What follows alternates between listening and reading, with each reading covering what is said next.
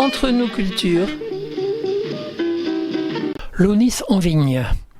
Pour ce numéro 7, nous abordons avec Monsieur Luc les traditions autour de la vigne en Aunis. Une telle civilisation ne pouvait que laisser des traces.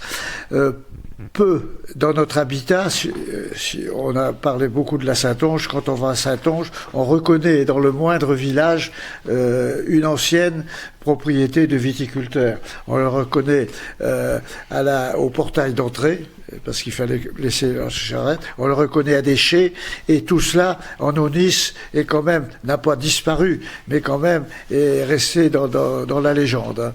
Néanmoins, je vois sur Vendrée, où l'ACPA avait fait une manifestation, il y avait encore un ancien chai qui a été remis à l'honneur avec le pressoir, avec les fûts, etc.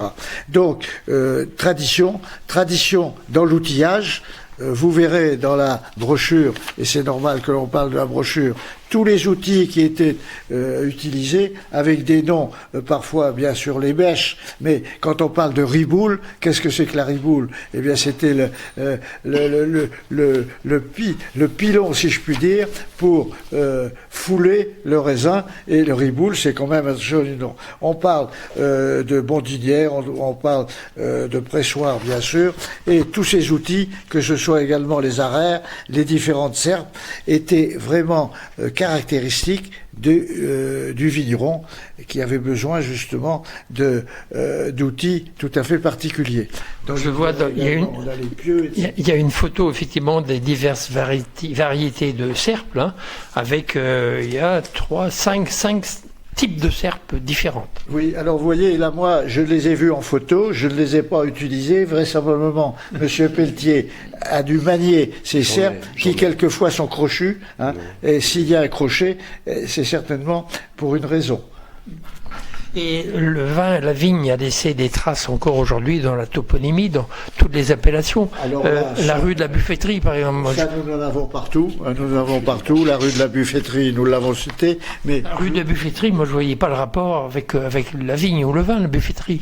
Elle rappelle l'époque où il y avait quand même ce petit vin à La Rochelle, et cette rue était certainement une rue de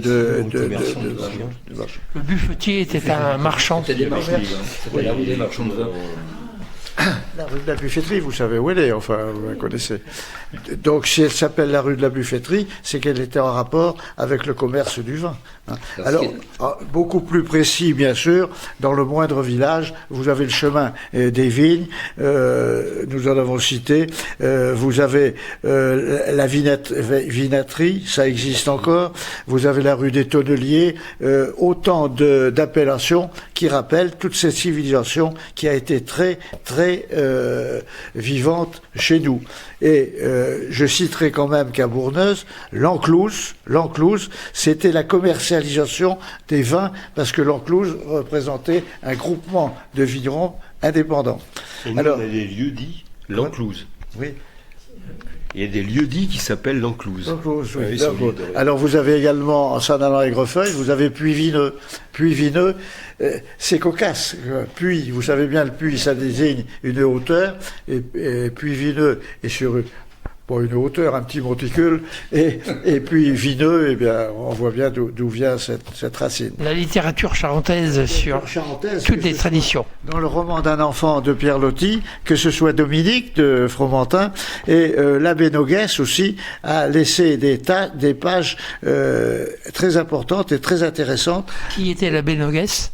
L'abbé Noguès, c'était un abbé, bien sûr, mais un érudit qui s'est consacré en particulier à tout ce qui était le folklore, toutes les traditions, surtout de la Saintonge, mais aussi de l'Aunis, quoi. Et puis il y a les dictons, mais on ne peut pas tous les citer, les dictons, et vous avez fait allusion à un chant qui est... Il y en a un que j'aime bien. Lorsque l'homme boit du vin, c'est à la femme que ça fait du bien. Voilà. Je ne l'ai pas dit en patois, mais... Ah oui. Quand que l'homme boit d'eau vin, on est à la femme qu'on fait d'eau bain. Vous allez vous faire des amis avec une chanson pareille. On va clore l'émission là-dessus. Si on peut...